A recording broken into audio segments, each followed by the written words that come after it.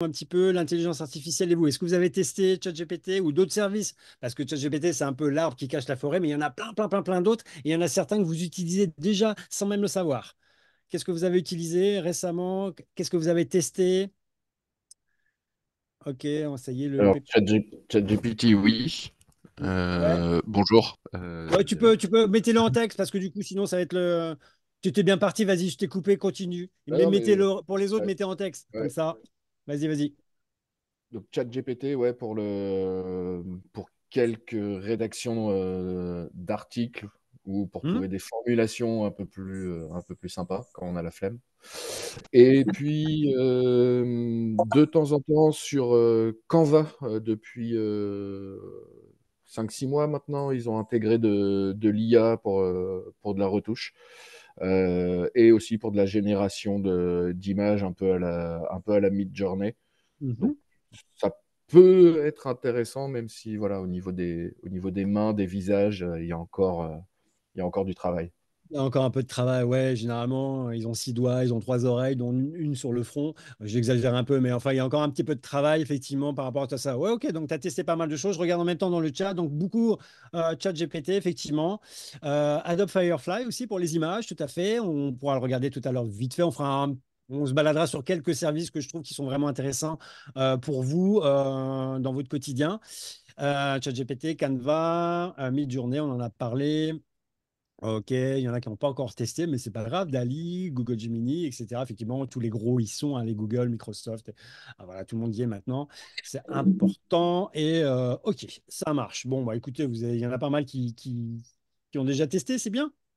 Alors, du coup, ce qu'il faut savoir, bon, c'est assez récent, on en parle beaucoup ça s'est accéléré depuis le milieu de l'année dernière à peu près, hein. 2023, ça a été un peu l'année, effectivement, où tout le monde a commencé à parler de ça, voire fin 2022. Mais après, effectivement, c'est pas quelque chose de nouveau, ça date quand même d'un certain temps. Même les mots d'intelligence artificielle ont été, comment dire, trouvés, imaginés et commencé à être déployés et utilisés dans les années 50. Donc ça commence déjà à dater, mais effectivement, progressivement, bah, les technologies aidant, bah, ça s'est affiné et des nouvelles technologies comme le machine learning, le deep learning, tout ça sont venus dans la danse et on fait en sorte bah, qu'aujourd'hui, on assiste à une espèce de tournant peut-être dans l'histoire, ça sera certainement un grand tournant bah, où finalement tous ces services, toute cette intelligence artificielle va se structurer et on va s'apercevoir bah, finalement qu'elle va répondre à plein de besoins ou qu'elle va en anticiper et en créer de nouveaux. Et là, on a listé effectivement ChatGPT ou Canva pour du visuel, etc. Mais effectivement, bah, on peut s'attendre à d'autres choses. Il y a déjà beaucoup de services qui fonctionnent avec de l'intelligence artificielle. Ça peut être des systèmes de réservation avec de la prédiction sur les zones, par exemple, les bons moments pour visiter un lieu, par exemple, en fonction de l'affluence, etc. Enfin voilà, il y a tous ces éléments, ces algorithmes de prédictifs qui constituent également une des branches, une des composantes de l'intelligence artificielle. Donc on y est, pour beaucoup, on y est déjà depuis pas mal de temps, sauf qu'on s'en rend pas compte. Mais effectivement, l'apparition de ChatGPT a été un petit peu, disons, le déclencheur par rapport à tout ça. Donc là, je vous ai mis un petit peu les grands pères fondateurs, parce qu'il y a toujours des pères fondateurs dans toutes les grandes avancées technologiques ou dans tous les virages techno. Alan Turing, John McCarthy et Geoffrey Hinton. Donc voilà, vous pourrez regarder ou demander à ChatGPT qui vous raconte un peu leur bio. Mais regardez, c'est toujours intéressant d'avoir toujours un petit peu cette idée-là. Donc effectivement, OpenAI, qui est un petit peu la société qui a créé ChatGPT, fondée par plusieurs entrepreneurs américains et également avec des interventions comme Microsoft aussi qui a mis de l'argent dedans, qui est partenaire. Donc ils ont introduit ce système qui est une espèce de robot finalement conversationnel avec lequel on va dialoguer pour lui demander des choses et pour qu'il nous réponde en fonction de ce qu'on aura demandé. Donc ça, c'est ChatGPT. Donc pour ceux qui n'ont pas encore créé de compte et qui ne l'ont pas testé, vous allez sur openai.com, vous cliquez tout en haut, try, tester ChatGPT. Après, bah, vous créez votre compte et puis vous pouvez le tester. Vous pouvez tout switcher après en français dans les paramètres. D'accord? Donc, il y a pas de problème par rapport à ça. Donc, il y a ce ChatGPT qui est la version, disons, le sommet de l'iceberg. Et effectivement, en dessous, derrière, il y a tous ces services que je vous ai listés précédemment, mais il y a également un ChatGPT pour l'entreprise où là, il y a des fonctionnalités plus complexes lié à l'ouverture de OpenAI, qui est en fait, il y a des espèces d'API qui permettent justement de plugger ChatGPT à son entreprise, à son système d'information pour justement avoir une espèce de chat GPT interne. D'accord? Donc, il y a plein d'excroissance par rapport à la version grand public qu'on connaît et qui vont vers l'entreprise. Donc, ce qui est logique. Il faut bien qu'il gagne aussi des sous. Alors moi, je vais poser la question tout simplement. Donc comme je l'ai dit, c'est un robot conversationnel. On en est à la version 4, qui est une version payante. Il y a une version gratuite, la 3.5, qui est celle peut-être que vous utilisez. Mais il y en a peut-être qui ont la version payante dans la salle. Si oui, vous dites.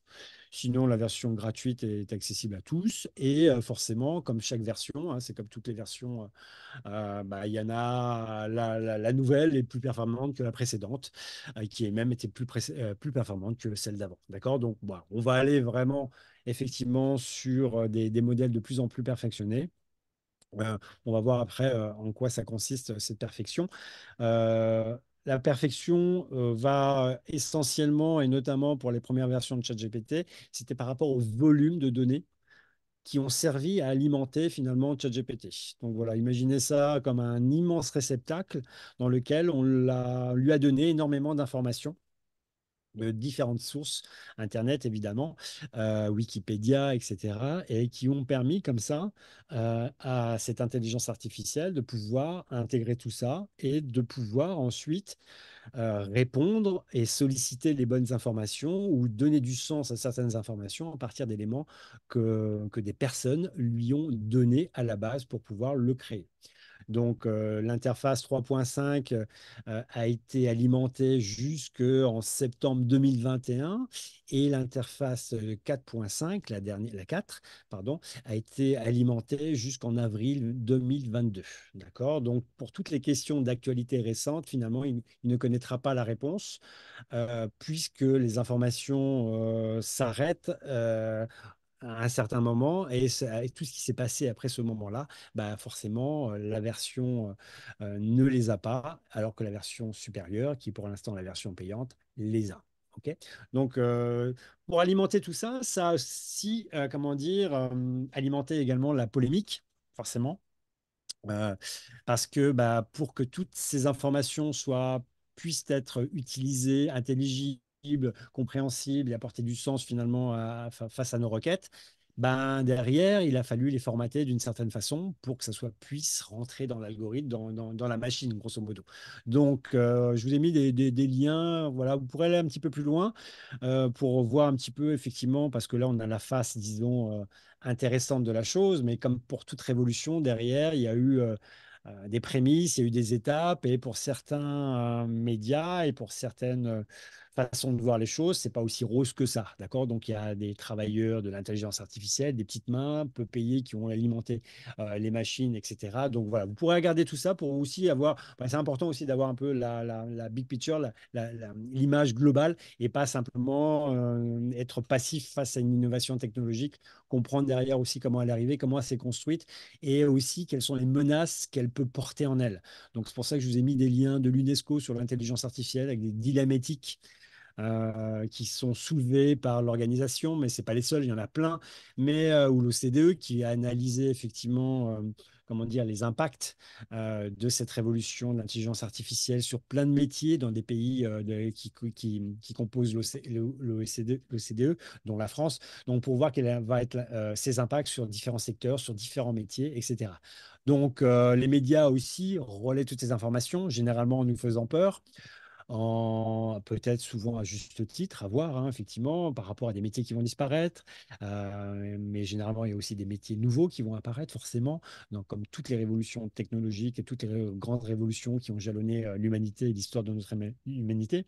Donc, bon, voilà, je trouve que c'est assez intéressant quand même de regarder un petit peu tout ça par curiosité, tapez les noms des références, allez regarder, lisez, informez-vous un petit peu. Il y a plein de bouquins qui sont sortis aussi et qui abordent les sujets.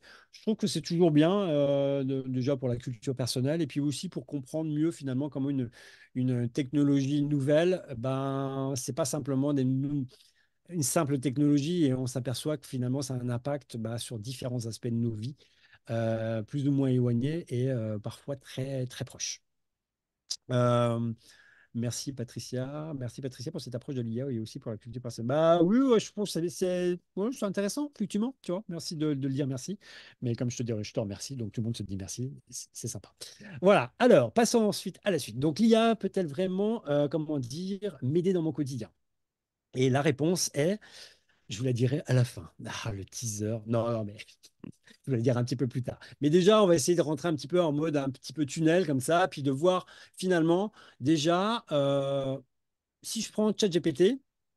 Moi, j'ai une méthode que j'ai appliquée, en fait, parce que, bon, au-delà de la curiosité personnelle de tester l'outil, de taper des requêtes, de voir ce qui sort, de lui reposer des questions, etc., que je trouve qui est assez intéressante. Et on va voir qu'il y a des moyens aussi d'aller un petit peu plus vite, parce qu'il y a aussi ce côté très frustrant de ChatGPT, c'est-à-dire on lui pose des questions et finalement, on n'a jamais la bonne réponse ou celle qu'on espère atteindre.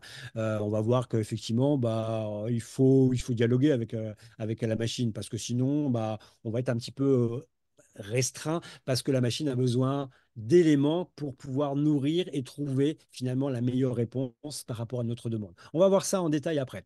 Donc, du coup, un bon moyen pour voir si ça peut vous aider au quotidien, c'est vous faites ce petit tableau. Vous aurez la présentation, donc vous pourrez le copier. Enfin voilà, il y a 4 colonnes, c'est pas bien compliqué. Avec, je vais lister toutes les tâches. Vous listez toutes les tâches de votre quotidien, même celles qui vous paraissent assez éloignées de ChatGPT. Parce que dans les exemples, et notamment Grégoire qui nous a dit effectivement tout à l'heure que c'était surtout pour de la rédaction, mettez également toutes les autres actions que vous avez au quotidien. Donc là, effectivement, c'est plus du contenu, mais on peut effectivement aller un petit peu plus loin. Ça peut être par exemple aussi, je prends l'exemple de Grégoire, par exemple pour ton site Internet, si tu as besoin par exemple d'avoir des lignes de code pour ajouter une fonctionnalité nouvelle à ton site Internet. Donc, tu vois, c'est de la rédaction, mais ça va être de la rédaction de code. Mais la finalité, c'est pas de le partager au grand public, c'est simplement d'avoir un site de meilleure qualité ou pour améliorer certaines fonctionnalités existantes sur ton WordPress ou etc. Mais vous voyez ce que je veux dire? On peut aller au-delà de la simple production éditoriale. Donc là, moi, j'ai listé des trucs. Voilà, écrire ma newsletter. Donc, en temps normal, ça va me prendre combien de temps? Allez, moi je vais vite, mais bon, des fois c'est un peu pénible. Je vais mettre 1 heure, on va dire, à tout casser. Elle a eu 2 heures grand maximum sur la semaine, entre les idées, les formaliser, l'écriture, etc. Commencer un draft, machin, etc. Ok, je vais faire ça. Je me mets 2 heures. Avec ChatGPT, je vais ensuite essayer en dialoguant avec la machine, voir par rapport aux idées que j'ai glanées pour écrire ma newsletter, combien de temps lui m'aiderait à la rédiger. Et on va voir qu'effectivement, il y aura certainement un écart. Et vous avez compris la mécanique, c'est-à-dire je pars de mon quotidien et j'évalue le temps que ça me prend. Et ensuite, je fais la même chose, cette tâche, mais cette fois avec un assistant, en l'occurrence ChatGPT. Préparer des réponses type pour mes mails clients, ou j'ai des avis négatifs sur ma page Facebook, ou des gens m'ont lâché des petites vacheries sur mon Google Business, etc. Il faut que je réponde, je suis un peu énervé, donc je vais demander à ChatGPT de m'aider peut-être pour apporter une réponse polie, euh, droite, constructive, et en enlevant un petit peu tout le ressenti, puis toute cette rage que j'ai peut-être en moi. Voilà, on n'est pas tous, ça se passe toujours très bien, mais des fois ça peut arriver. Donc voilà, je vais peut-être aussi lui demander effectivement par rapport à mon calendrier édito au quotidien, comment je le fais. Voilà, je prévois, j'ai ma petite réunion, etc., avec l'équipe ou avec moi-même si je suis tout seul, combien ça me prend de temps, effectivement. Vous avez compris le principe. Je fais ça pour préparer mes communiqués de presse, pour réactualiser des documents, brochures, flyers, etc. Pour, qu'est-ce qu'il y a d'autre encore? Brainstormer sur un nouveau projet, un nom de service, etc. D'accord? Donc, le temps à faire de façon classique et un temps de réalisation avec ChatGPT. Et cet écart, finalement, ça va être le temps gagné et ça va me permettre de savoir si oui ou non, finalement, ça va répondre à ma question. Est-ce que ça va vraiment m'aider au quotidien, quoi? Si je passe 2 heures à dialoguer avec ChatGPT sans résultat, bah, j'ai perdu du temps. Est-ce que ça aurait été pas plus rapide finalement de partir sur ma première idée et de rédiger comme j'ai l'habitude de faire? Vous voyez ce que je veux dire? Donc, c'est des choses qui peuvent se challenger. Mais grosso modo, vous ferez le test, vous allez voir que vous allez gagner du temps. Et il ne faut pas avoir peur de gagner du temps. J'ai des fois, quand je discute avec des gens en formation comme ça autour de ce thème-là, ou quand je l'aborde dans d'autres formations, mais on parle un petit peu d'intelligence artificielle, il y en a parfois qui se disent, ouais, ils sont un petit peu gênés par rapport à son utilisation dans l'équipe, etc. Donc, il n'y a pas de souci, c'est un outil qui est fait pour ça, d'accord? Donc, tournez-le comme un assistant personnel privé si vous voulez, mais utilisez-le si ça vous fait gagner du temps dans votre quotidien, parce que ce temps gagné, bah, ça vous permet de faire d'autres choses, peut-être avec plus de valeur, pour faire avancer votre communication, pour donner plus de visibilité à votre activité, vos services, votre territoire, que sais-je. D'accord? Donc ça, c'est un bon truc à faire. Autre bon truc à faire, euh, et que je vous recommande de faire, vous avez le détail, là, vous pourrez vous le personnaliser, c'est effectivement de rentrer dans un dialogue avec ChatGPT en lui expliquant, parce que si je veux qu'il m'aide, il faut qu'il comprenne aussi mon métier, qu'il comprenne ce que je fais, avec qui je travaille, pourquoi je travaille, quelles sont mes grandes tâches du quotidien, etc. Vous voyez, ce travail, finalement, il est assez lié au précédent.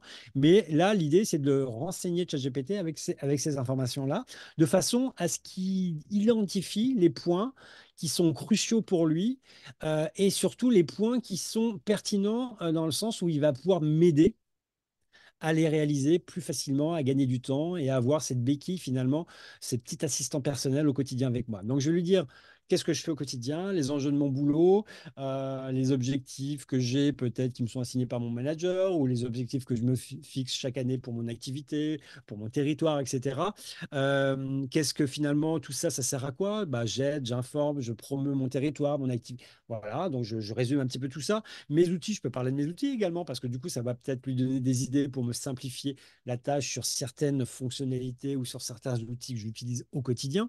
Je peux lui donner aussi mon passé professionnel pour histoire qu'il comprenne un petit peu mieux d'où je viens et où je suis aujourd'hui et voir comment peut-être mon passé par rapport à des choses que lui connaît, du fait, parce que j'ai utilisé certaines compétences ou j'ai passé certaines certifications, etc., va pouvoir aussi réinjecter ça de façon à personnaliser au maximum ses réponses par rapport à mes demandes. D'accord?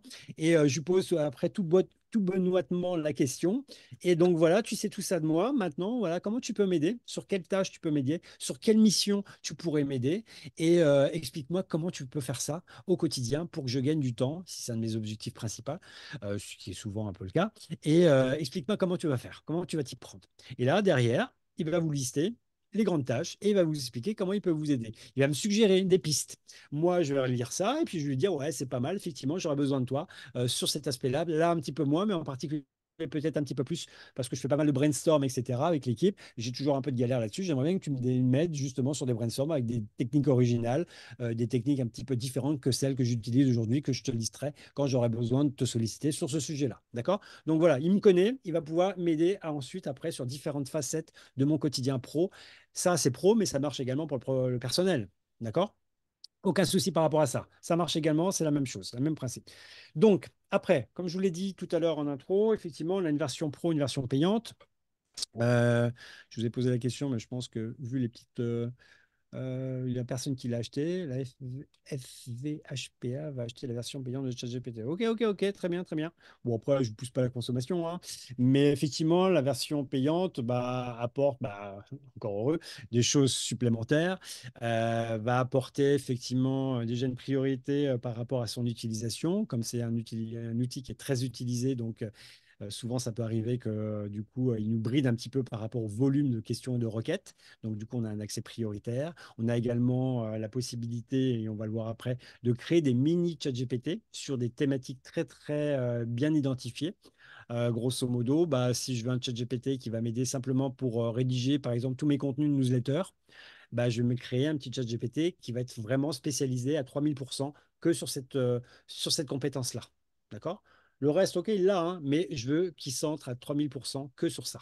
D'accord? Donc, j'ai la possibilité comme ça de créer des mini ChatGPT. Et récemment, ChatGPT, ils ont ouvert une espèce de marketplace, de marché sur lequel on peut, comment dire, acheter et utiliser des mini ChatGPT sur plein de thématiques.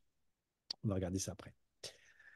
La présentation de ChatGPT, oui, on l'a dans les instructions personnalisées, mais tu peux, de façon à ce que ça soit stocké en permanence, mais tu peux effectivement, dans le cas où je t'ai montré précédemment, tu peux aussi jouer sur la conversation. Ceci dit, c'est mieux de les mettre dans les instructions personnalisées parce que comme ça, moi, il les a en stock. D'accord? Mais grosso modo, voilà, ça me permet comme ça, dans un premier temps, déjà de voir où il peut m'aider et de définir ensuite mes tâches, de les chronométrer et de voir après, quand je sollicite ChatGPT, dans quelle mesure ça va me faire gagner du temps. Vraiment, c'est mon objectif premier. Mais effectivement, après, dans les présentations, on a les instructions personnalisées que je vais vous montrer en partageant.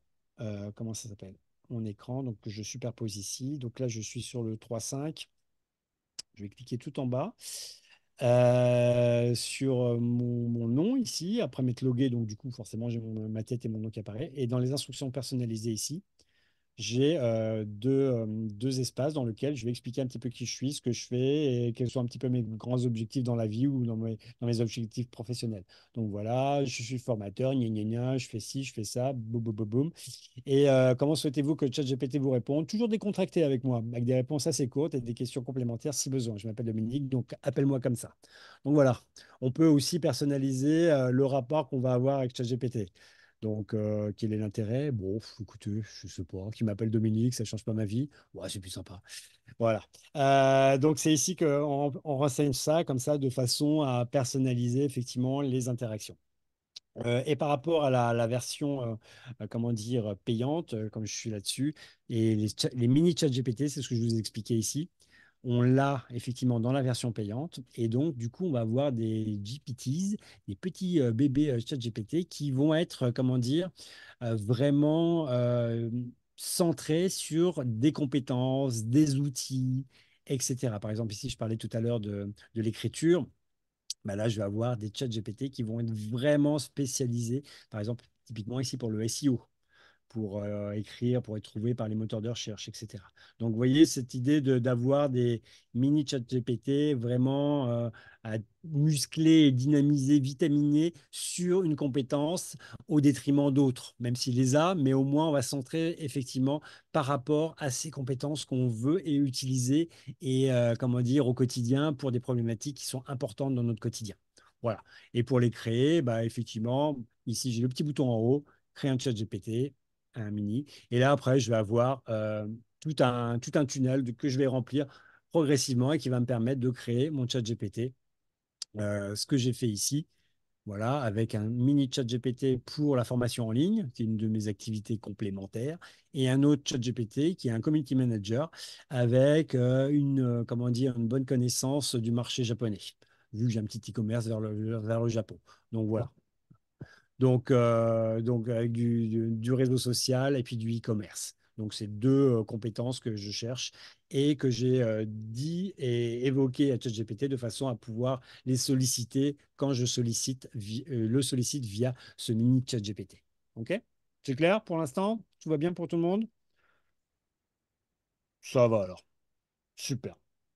Alors, après, donc ça, je viens de l'en parler. Alors, les utilisations, là, je vous ai des utilisations pro-perso, comme je vous l'ai dit, organiser ma journée. Ça peut être effectivement en fonction de mes grands objectifs de la journée. Je peux lui demander le matin. Ça peut être mon petit rituel du matin.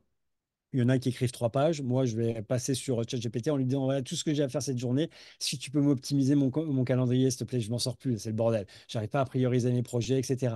Boum! Il va me proposer un petit agenda. Il va m'expliquer, bah, tiens, ça serait pas mal de le faire en prio, vu que tu as une deadline un peu plus rapprochée que les autres, etc., etc. Ou parce que tu as une réunion prévue. Voilà. Donc, ça va me permettre, voilà, de m'organiser. Des itinéraires, par exemple. Je veux voyager ou j'ai des idées, par exemple, pour valoriser mon territoire. Je cherche des idées un petit peu nouvelles, par exemple, si j'accueille des influenceurs, si je suis un office de tourisme, pour trouver des nouveaux itinéraires sympas à leur proposer, bah, je peux solliciter ChatGPT, en plus de ma connaissance évidemment du territoire. Hein, ça ne va pas la remplacer, c'est là. Et c'est ça qui va faire vraiment la bonne complémentarité. Mais déjà, s'il peut me mâcher un peu le travail, c'est pas mal. 10 choses à faire à La Roche-sur-Yon, pas de souci. Il peut me sortir quelque chose qui peut peut-être tenir la route. Après, bien sûr, si je suis de la région et de la ville en question, bah, du coup, ma bonne connaissance va me permettre de voir si c'est bien, pas bien, si effectivement, voilà. Mais vous voyez, des idées comme ça, on peut comment dire, lui faire pré-mâcher le travail.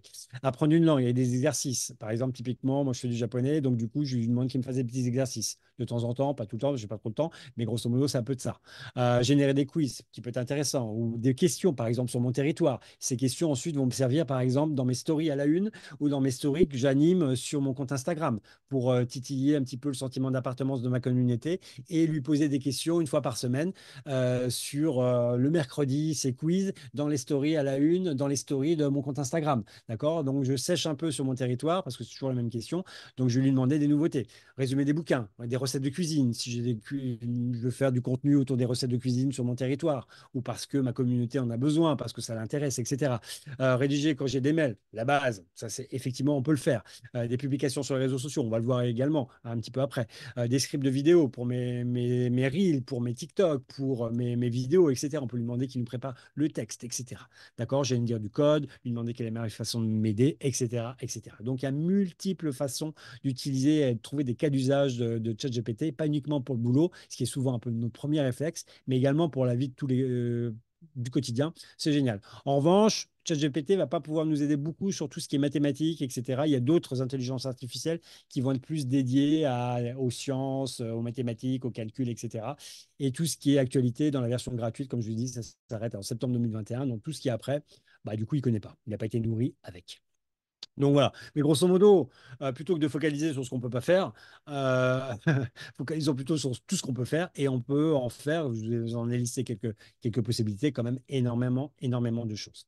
Je regarde le chat. Alors, le problème, c'est qu'il n'y a pas les informations de nos territoires. Je viens de faire un test avec la Tour Eiffel de ma mère. Alors, c'est pas grave, Brigitte. Les informations de ton territoire, c'est comme tu es à l'OT, c'est toi qui les as. C'est ta connaissance, c'est tes collègues, tu vois ce que je veux dire? Et là, effectivement, tu vas peut-être pas le solliciter sur la connaissance de ton territoire, puisque je pars du principe que tu es à l'OT, c'est toi qui l'as, cette connaissance. En revanche, tu vois, pour la scénariser, pour trouver des idées pour le blog, pour les actus, pour trouver des expériences à faire sur ton territoire, en partant, en l'alimentant avec ce que tu as envie d'insuffler, par exemple, sur ton site internet, en disant, bah, tiens, j'aimerais bien développer tous les circuits de randonnée, etc. Et là, tu peux effectivement lui demander à ce qu'il t'aide à écrire, rédiger, construire un itinéraire, etc. Mais ta connaissance de ton territoire, là, en fait, effectivement, ça ne sert pas à grand-chose à lui demander. Je pars du principe que c'est toi qui l'as, tu vois. Donc, c'est ce qui est plutôt rassurant d'une certaine façon, parce qu'on nous dit oui, ça va nous remplacer. Mais non, ça va nous aider, mais pour tout ce qui est créativité, connaissance, ancrage, etc., sur un territoire donné, bah là, c'est votre connaissance qui fait la différence. C'est votre connaissance qui va faire que bah, quand la personne pousse les portes de l'OT, bah, vous la renseignez le mieux possible parce que vous connaissez le territoire, vous l'aimez, vous y vivez. Pour certains d'entre vous, vous y êtes nés, etc. Vous voyez ce que je veux dire? Et là, l'intérêt, justement, il est là. Donc, OK, ça, il n'a pas trop d'infos sur ton territoire, mais bon, voilà. Est-ce que ça, ChatGPT s'interface avec nos outils, à l'instar de l'IA, hein, il y a un Outlook, etc. Oui, oui, ça s'interface. Euh, Juliette, effectivement, il y a des petites API qui permettent de faire communiquer ChatGPT avec tous nos outils et il y a des outils aussi qui nous permettent d'automatiser tout ça entre ChatGPT, Google Doc, mes mails, etc., etc. Ça, c'est tout à fait possible. Je ne l'ai pas prévu aujourd'hui, mais ça sera peut-être dans une formation un petit peu plus longue parce que ça demande un petit peu plus de manip, etc.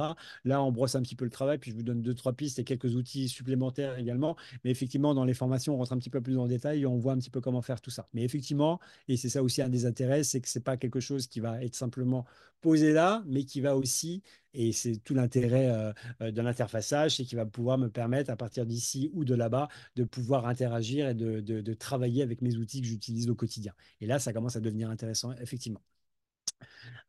Donc ça, c'est des sujets que j'aborde dans les formations un peu plus longues et que je vais commencer à aborder parce qu'il va falloir que je les explique pour le bouquin. Donc du coup, ça va être sympa. Alors, après, l'idée derrière tout ça, c'est qu'effectivement, par rapport à toutes ces possibilités, il va falloir que bah, je lui demande, en fait. Il va falloir ce qu'on appelle, c'est un prompt. Grosso modo, c'est un dialogue qu'on va initier avec ChatGPT. Et pour tous les prompts que vous allez initier, ils vont pouvoir être stockés. Je crois que j'ai vu passer une question dans le chat en me disant si effectivement, bah, toutes les conversations que j'ai eues avec ChatGPT, je peux les conserver. Oui, elles sont ici. Et je peux même effectivement les renommer. Et ce que je vous conseille rapidement de le faire, ce que je n'ai pas fait là, évidemment, parce que c'est toujours comme ça. Je vous dis des choses que je n'applique pas moi-même, mais c'est pas bien grave. Vous avez compris le principe. Donc, du coup, effectivement, renommer mes conversations va me permettre de retourner après dans des conversations que j'ai eues précédemment avec ChatGPT pour pas avoir à lui répéter tout. OK? D'accord. Donc ça, effectivement, bonne petite pratique. Mais grosso modo, voilà, à la base, je vais commencer. C'est un robot conversationnel, donc je vais devoir discuter avec lui. Et je vais devoir faire des prompts, c'est-à-dire lui donner des datas qui vont entrer chez lui de façon à ce qu'il me ressorte une réponse qui colle à ma problématique ou à la question que je lui ai posée. Et évidemment, comme quand on pose une question à quelqu'un dans la vraie vie, plus nos questions sont précises, contextualisées, argumenter avec des exemples, si possible, plus le résultat sera, disons, pertinent. Si je demande à ChatGPT une question très vague, il va me répondre avec normalement de façon assez vague et très généraliste. D'accord?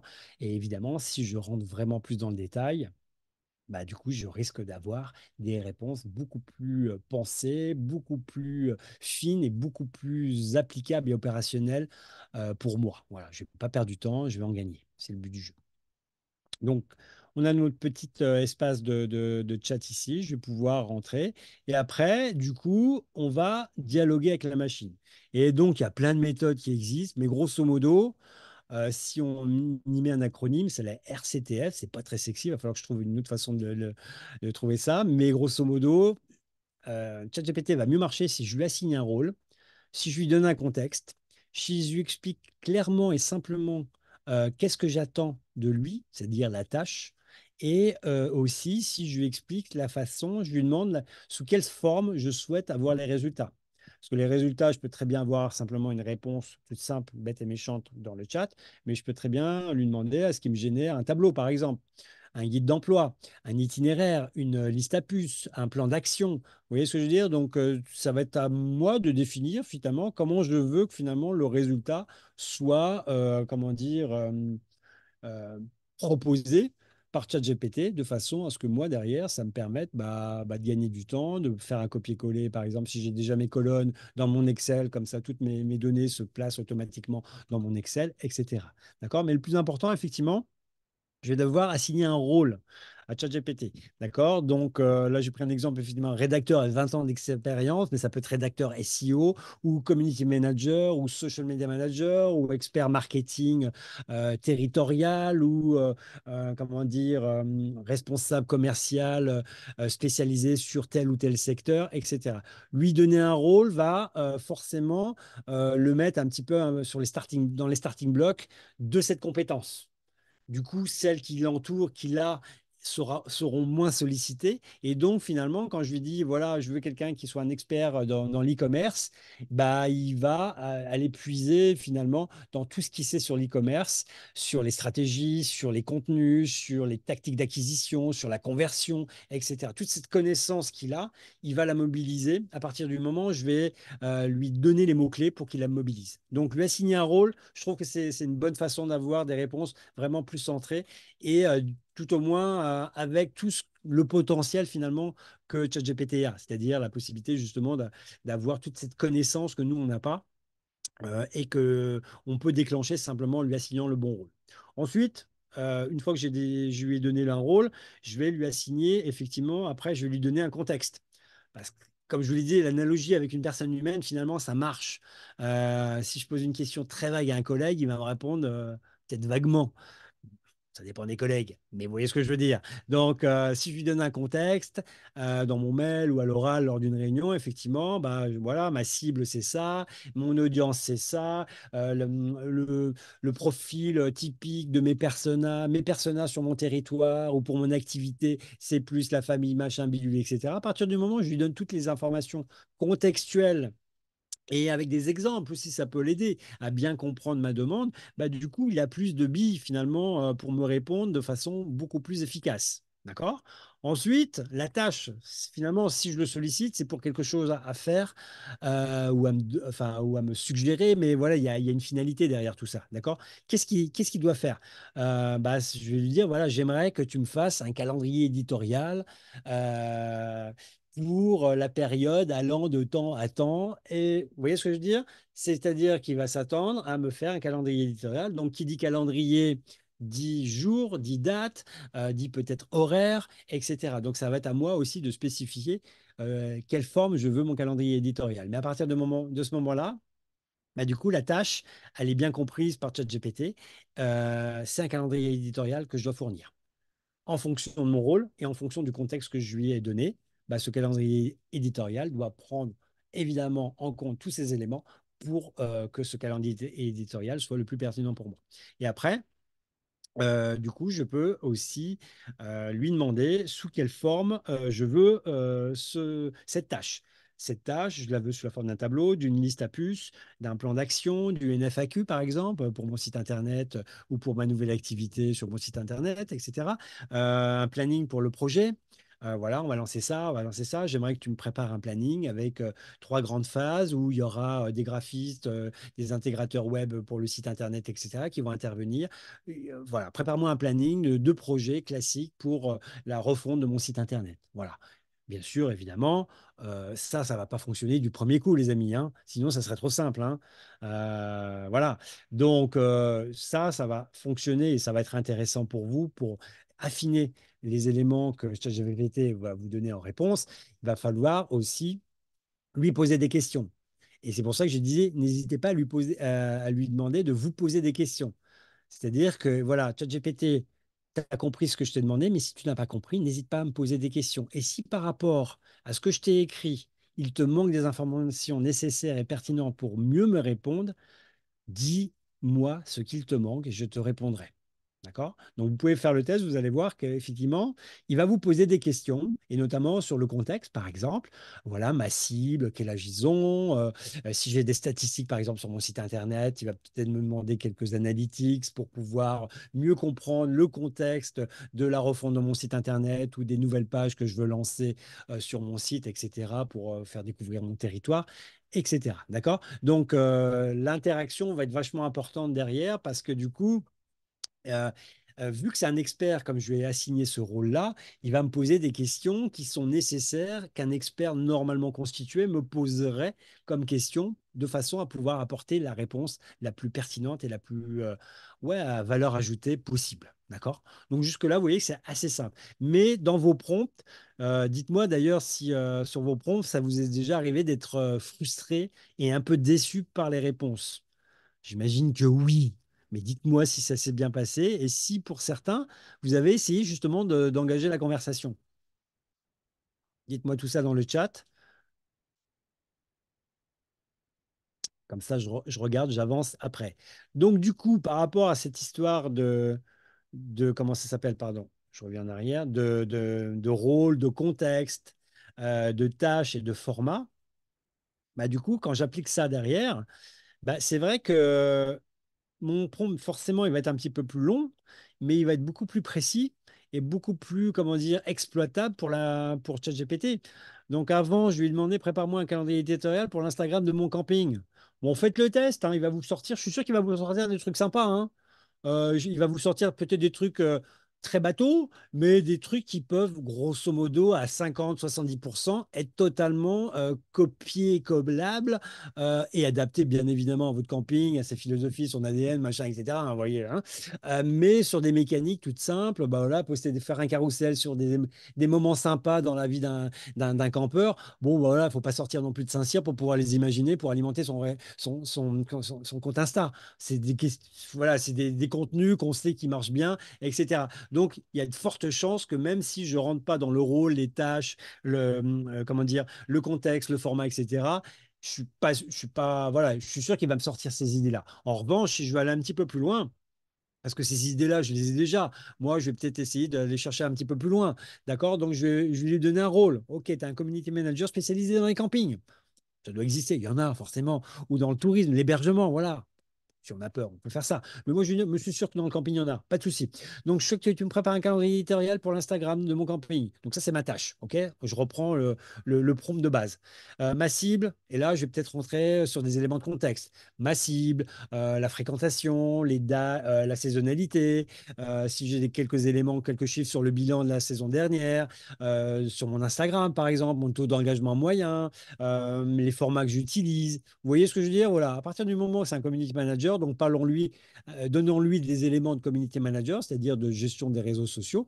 Donnons-lui des chiffres pour qu'il comprenne un petit peu, comment dire, mon compte, comment il est aujourd'hui, de façon à ce que derrière, bah, mon calendrier, il colle au mieux à ma cible, il colle au mieux à mes objectifs, il colle au mieux finalement à ce que j'en attends de façon à animer régulièrement mon Instagram et de la façon la plus pertinente possible pour mon camping.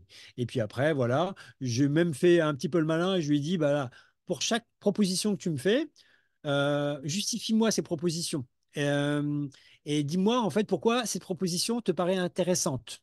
Donc effectivement, ça peut être un élément supplémentaire qui va l'obliger à justifier finalement pourquoi ce carrousel que j'imagine sur les 10 moments clés d'une belle journée qu'on passe dans un camping. Vous en camping, vous mettez votre activité ou votre territoire, les amis, hein, c'est la même chose, hein. Vous avez compris le principe. Et ben du coup, il va me justifier, bah voilà, je te mets ça parce qu'on va jouer peut-être sur le côté expérience, inspirationnel. Je le sais. Vous voyez ce que je veux dire? Pour certains trucs, je vais le savoir. Mais pour d'autres trucs, par exemple, bah, ça va me permettre d'avoir une grille de lecture un petit peu plus fine par rapport à certains formats, par rapport à certains sujets que va me proposer ChatGPT.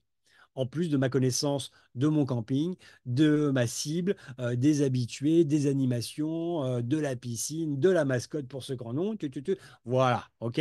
Mais vous voyez que mon prompt, du coup, il est un peu à rallonge, mais il est un peu plus précis, beaucoup plus précis que le précédent qui était un petit peu en mode vas-y, fais-moi un calendrier, donne-moi des idées pour mon contenu, pour mon camping. On ne sait pas quelle catégorie, on ne sait pas où il est, quels sont les points forts du camping. Vous voyez ce que je veux dire? On va sortir des choses, on va avoir des résultats assez bateaux, alors que dans le cas d'après, on va avoir forcément des résultats beaucoup plus précis et beaucoup plus exploitables, même si ça n'empêchera certainement pas quelques itérations supplémentaires sous forme de questions avec ChatGPT ou de demandes de précision sur certains éléments qu'il va nous fournir. OK?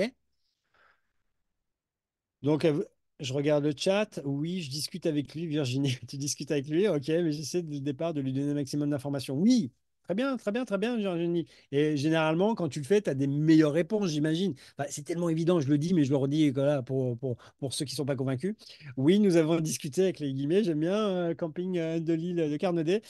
Euh, c'est Chloé, j'imagine. On a été coupé un petit peu abruptement sur le précédent.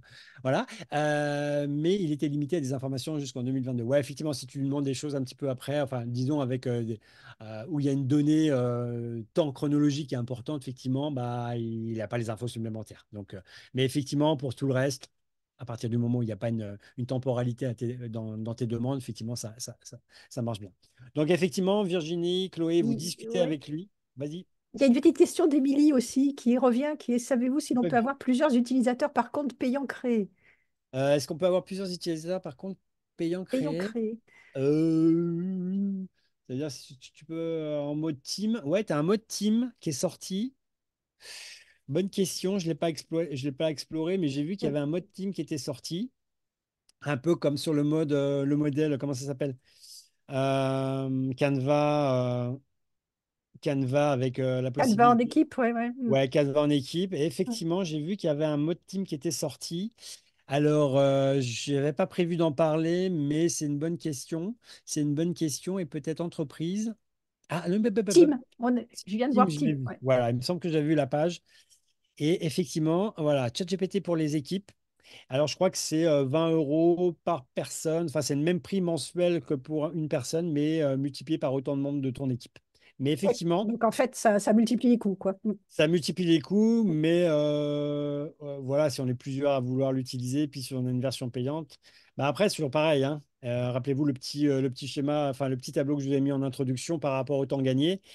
Si ça me coûte tant, par exemple, si j'ai besoin de 5 comptes, ça me coûte 100 balles par mois, donc plus de 1000 euros à l'année. Si derrière, pour chaque membre, ça me fait gagner 2 à 3 journées Mm. par mois, que je multiplie par le nombre de 5, 15. Vous voyez ce que je veux dire? Quand je commence à multiplier et à mettre ça en rapport avec les journées gagnées, le temps gagné, bah, je pense qu'on gagne beaucoup plus de journées, donc on gagne certainement beaucoup plus que 1000 euros d'investissement pour avoir un chat GPT pour son équipe. Bon, faites le calcul, mais bon, a priori, à mon avis, il y a pas. C'est un calcul qui est vite fait, comme dit l'autre. Mais effectivement, ça se calcule quand même. Mais effectivement, bonne question d'avoir parlé de ça. Je l'avais vu passer, j'avais pas prévu d'en parler, mais super. C'est comme ça que voilà, c'est très bien. Après, le mode team, il y a un abonnement par personne, c'est ça, c'est ça. Merci pour cette Mm. précision. Je t'en prie, je t'en prie. Et puis après, s'il y en a qui vont le tester, voilà, mise à niveau. Effectivement, Grégoire, tu as fait la petite capture. C'est intéressant. Donc, du coup, est-ce que vous avez fait un petit test? Est-ce que vous avez testé pendant que j'étais en train de parler, en lui assignant un rôle, etc. Pour ceux qui ont, en lui mettant un petit peu la petite méthode avec le rôle, le contexte, les tâches. Est-ce qu'il y en a pendant que j'étais en train d'expliquer ça qui ont fait un petit test? Dites-moi dans le chat. Est-ce qu'il y en a qui ont fait justement l'exemple que j'ai donné pour ceux qui ont des campings dans la salle là? Je crois que vous êtes pas mal à en avoir, il me semble. J'ai vu quelques têtes connues. Dites-moi tout ça en chat pour voir un petit peu ce que ça a donné. Et sinon, pendant que j'étais en train de parler, est-ce qu'il y en a d'autres qui ont fait des petites requêtes? Vous n'avez rien fait, vous m'écoutez religieusement. C'est bien, mais c'est trop discipliné. Moi, je ferai les trucs en même temps. Je testerai le truc et tout. C'est bien, c'est bien. Bon, dites-moi tout ça dans le chat, comme ça je peux rebondir dessus s'il y a des petites choses sympas. Alors, effectivement, après, je vais reprendre un petit peu tous ces éléments pour que ça soit bien clair pour vous et bien simple. Mais grosso modo, euh, voilà, ça, c'est le truc le plus important. Voilà. Une fois que vous avez pigé ce truc-là, vous allez voir que plus vous allez en faire, plus vous allez vous améliorer et plus vous allez comprendre un petit peu finalement par expérience euh, les bonnes questions à poser, les bonnes relances à faire, etc. Vous avez sur Internet, il y a plein de gens qui vous font des PDF avec les 1000 prompts à faire, etc.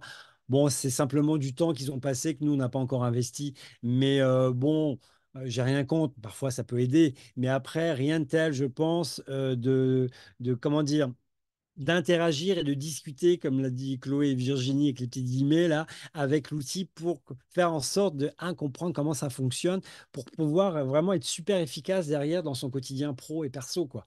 Donc, tous ces prompts qu'on voit, qu'on peut télécharger sur LinkedIn, il y en a plein qui nous en donnent, etc. C'est pas mal. Ça peut être un bon, comment dire, une bonne petite marche, une bonne petite béquille. Mais après, rien ne vaut la pratique concrète et vraiment centrée sur votre activité pour voir concrètement parce que moi, c'est le truc qui m'obsède. C'est, voilà, est-ce que ça me sert à aller plus vite? Est-ce que mon travail est de meilleure qualité? Est-ce que ça me permet d'avoir des meilleures idées? Est-ce que ça me permet d'imaginer des nouveaux formats? Est-ce que ça, voilà. Moi, et là, concrètement, pour mon activité, mais comme pour la vôtre, hein, que ce soit un territoire, un camping, un hôtel, un gîte, un zoo, un centre d'activité, etc., ben, on a les mêmes problématiques. On n'a pas beaucoup de temps et on veut que finalement nos communications et toutes les actions qu'on va mener avec ChatGPT soit plus efficace que sans. Voilà. Alors, c'est addictif, on peut discuter à l'infini. Exactement, Patricia, effectivement. Moi, j'ai un ami, ça fait 6 mois qu'il discute avec. Non, je rigole, c'est pas vrai. Mais effectivement, il y a un côté, voilà. Donc, il y a un côté aussi, c'est addictif, et il y a un côté aussi, à la fin, on n'en peut plus. Tu vois ce que je veux dire? Des fois, on pose des questions et ça tourne un peu en rond. Donc, des fois, on arrête le truc. Donc, d'où l'importance de bien, comment dire, cadrer la conversation, ce qui n'empêchera pas de temps en temps d'avoir des petits moments un petit peu de grande solitude avec ChatGPT en lui posant des questions et il nous ressort inlassablement la même réponse ou avec des variantes près, mais qui ne nous donne pas la valeur qu'on pense qu'il doit avoir et qu'il doit nous apporter. Donc là, on rejette la faute évidemment sur le coupable, ChatGPT qui n'est en fait pas forcément le vrai coupable, c'est peut-être nous qui posons mal nos questions, c'est peut-être nous qui ne comprenons pas en fait finalement si on a du mal à poser les questions, c'est peut-être que c'est pas bien clair dans notre tête aussi, des fois, hein. C'est un peu l'analogie avec un vrai être humain prend aussi son sens là, c'est-à-dire que si j'ai du mal à formuler une question, la personne va avoir du mal à me répondre clairement. Donc, si j'arrive pas bien à formuler mon prompt, c'est peut-être pour ça aussi que ChatGPT galère aussi à me répondre de façon claire et opérationnelle. Patricia qui nous dit qu'elle a plusieurs fois testé en demandant à la fin un résumé, plan de ce sur quoi on a échangé. Ça aide à y voir pour clair, je pose. Effectivement, tout ce qu'on s'est discuté, voilà, tu me fais un petit résumé en 4 points. Ou alors, effectivement, pour ceux qui utilisent ChatGPT payant, effectivement, je peux copier-coller, ou même dans le gratuit, je peux copier-coller, par exemple, les minutes d'une réunion, par exemple, et fais-moi une synthèse en un plan d'action. Vous avez tous des réunions pour ceux qui travaillent en équipe, les amis. Il y a quelqu'un qui prend souvent les notes. Généralement, idéalement, hein, peut-être pas des fois, hein. Une réunion, ça doit déboucher sur des actions. Dans l'absolu, on va dire que vous faites tout ça tout très bien. Mais voilà, vous avez noté des trucs, vous mettez tout ça après dans ChatGPT, puis vous lui demandez de faire un petit résumé sous la forme d'un plan d'action. Voilà, on a parlé de ça, parlé de ça. Donc, on a à faire avant la fin de la semaine les textes pour la brochure de l'année 2024, machin, etc. D'accord? Donc, ça peut être aussi. Et après, on l'envoie par mail. D'accord? Donc, ça peut être aussi, effectivement, Patricia, c'est une bonne façon, une bonne utilisation. Vous voyez que les cas d'usage, en fait, je vous en ai laissé quelques-uns, mais en fait, vous en avez tous, pour ceux qui ont testé, vous avez tous trouvé des petits artifices qui vous ont simplifié la vie ou qui vous ont aidé à y voir plus clair. Et c'est ce que je disais, ça vient mettre un peu de l'eau à mon moulin, c'est-à-dire que tous ces prompts prêts à l'emploi qu'on voit à droite à gauche, j'ai rien contre, mais rien ne vaut justement ce petit dialogue-là. Parce que du coup, dans les prompts, ils vont pas forcément nous dire, ils vont peut-être nous dire comment faire pour avoir cette réponse-là, mais ils vont pas forcément nous dire, et pense à la fin à demander un petit résumé de tous les points qui ont été abordés durant notre discussion. Voilà. C'est des petits trucs comme ça, mais ça, c'est souvent au niveau perso qu'on les a et qui font que, bah, du coup, quand j'ai le résumé derrière, je suis peut-être mieux à même de prendre la bonne décision. Voilà, tout simplement. Juliette, toute la génération de contenu, j'utilise pour de la relecture. Relecture, tout à fait. Reformulation, tout à fait. Ça, c'est aussi, ça fait partie aussi de mes gros usages de ChatGPT pour de la relecture, de la reformulation. Une lettre en anglais, merci de la réécrire avec un ton plus formel. Yes, c'est génial. Ça marche très très bien. Et moi, comme je suis nul avec l'administratif, Françoise pourra le confirmer dans la salle, si elle a une... Voilà, donc des fois pour des lettres pour l'administration, il y a plein de modèles sur Internet, mais ça prend des heures pour les trouver, etc. Bah voilà, je dois envoyer une lettre aux URSSAF, par exemple, mes grands amis. On leur demande, voilà. Et donc, du coup, déjà, je suis pas hyper chaud pour faire la lettre. Donc, je demande à ChatGPT, voilà mon problème. Je dois les envoyer, ils sont pas gentils avec moi. Essaye de me faire une lettre sympa, formelle, pro, etc. Qui les fasse pleurer mais qui soit aussi sympathique. Voilà. Et généralement, ça me donne un truc pas trop mal. Pas toujours, mais bon, disons, je commence par là. Voilà, je vois que Françoise est réapparue au moment où j'ai parlé de l'administratif. Heureusement qu'elle est là, Françoise. Merci. Bref, je m'égare, mais c'est toujours le même truc. Par rapport à la relecture, à la reformulation, pour reformuler, c'est génial.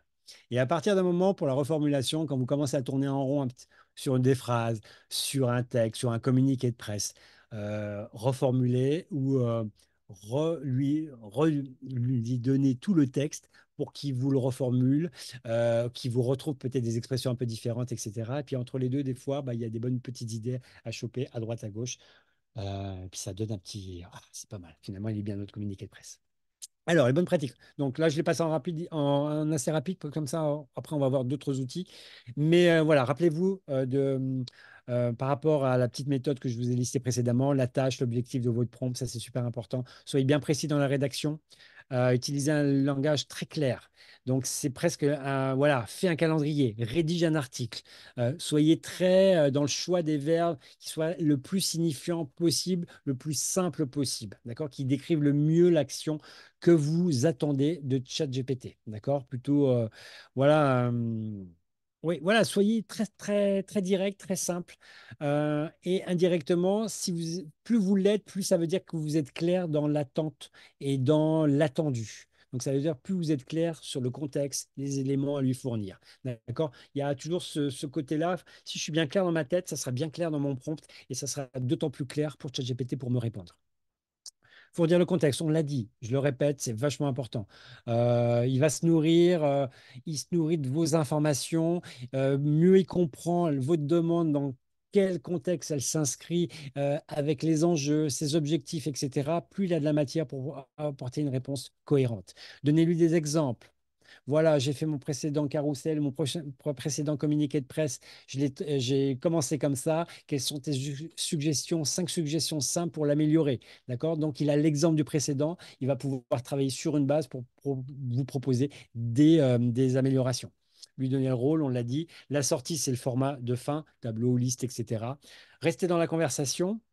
Donc, comme quelqu'un a posé la question et que c'était très très bien, de renommer la conversation pour éviter avoir à la refaire et de faire cette boucle du temps à chaque fois qu'on veut lui demander des choses sur un sujet qu'on a déjà abordé 15 jours avant avec lui. Donc ça, c'est important. Bien nommer la conversation, utiliser les instructions personnalisées aussi pour lui donner le contexte, qu'il comprenne qui on est, ce qu'on fait, etc., etc. Et toujours utiliser des questions pour lui demander s'il a bien pigé ou s'il lui manque des éléments pour affiner sa réponse par rapport à la question qu'on lui a posée. Alors, je regarde les questions. Delphine, dans un autre registre, vient de me faire des menus pour la semaine. Trop bien. Alors après, voilà, tu vois, les menus, à voir. Ce début, ça m'a permis de voir comment paramétrer l'historique d'une conversation. Ce n'est pas automatique. Je voulais tester l'utilisation combinée pro-perso. Ok, très bien, Delphine. Mode, je mets ma casquette, je teste l'outil pro-perso. Je trouve que c'est une très, très bonne approche. Ne focalisez pas que sur le côté pro. Le côté perso peut être vachement intéressant aussi pour avoir parce que là, on passe aussi du temps dans une vie perso, c'est important, pour s'organiser, pour peut-être économiser, pour investir, pour comment dire, apprendre des langues, apprendre des nouvelles compétences, de se dire, voilà, sur un mois, j'ai envie d'apprendre une nouvelle compétence, un nouveau truc chaque semaine autour de quelque chose que je ne connais pas. On peut lui demander est-ce qu'il nous fasse un petit plan de formation comme ça, avec des sources et tout ça, pour pouvoir apprendre des trucs. Moi, j'adore. C'est génial. Comme pour une langue. Alors, question, est-ce que les éléments qu'on lui donne restent dans sa mémoire? Oui, ça reste dedans.